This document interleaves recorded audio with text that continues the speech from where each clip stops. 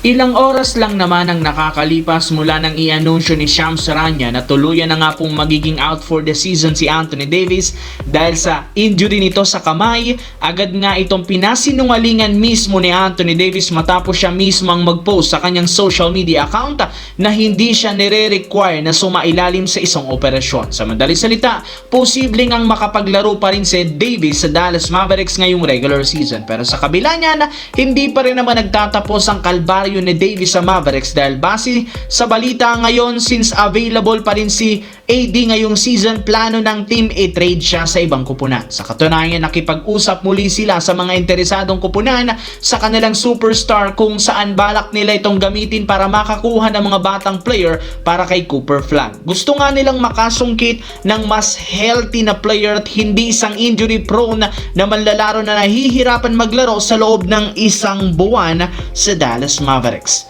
Samantala, bago pa magsimula ang pangalawang game ng Los Angeles Lakers sa kanilang back-to-back laban sa Atlanta Hawks, inanunsyo ng team na maglalaro rin dito ang dalawang superstar na sina LeBron James at Luka Doncic sa kabila ng iniinda nilang injury. Kaya ito ang mismong dahilan bakit nasabayan nila sa umpisa ang Hawks.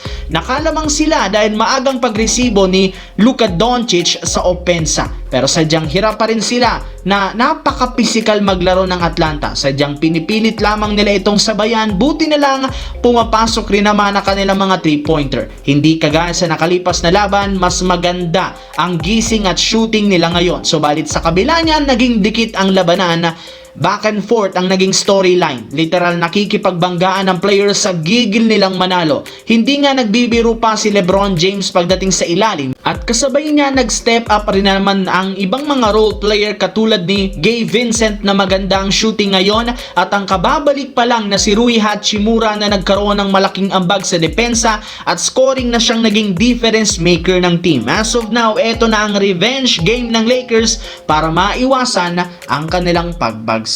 Sa kabilang banda, makalipas ang ilang araw mula nang maging official ang plano ng Memphis Grizzlies na i-trade si Ja Morant, nagkaroon na naman nga ng bagong update patungkol sa kanya. Ayon sa naging pahayag ng NBA reporter na si Rachel Nichols, mismong si Ja Morant ang nagsabi sa kanya na sa kabila ng karami-raming teams nagkaka-interes sa kanya ngayong season, gusto nitong mapapunta at maglaro sa Miami Heat na alam naman nga ninyo nangangailangan ng bagong superstar. Pero mukhang malaking pagbabago muna ang kailangang mangyari kay Ja Morant bago siya tanggapin ng Miami sa team. Kung inyong ang matatandaan, isa ang Miami Heat sa pinakadisiplinadong team ngayon sa NBA, which is kabaliktaran ng ginagawa ni Morant nitong nagdaang taon. Kaya kung gusto man itong maging fit sa Miami at prangkisa nito, kailangan muna niyang ayusin ang kanyang pag-uugali at kailangan niyang maging disiplinado at sumunod sa rules ng kupunan.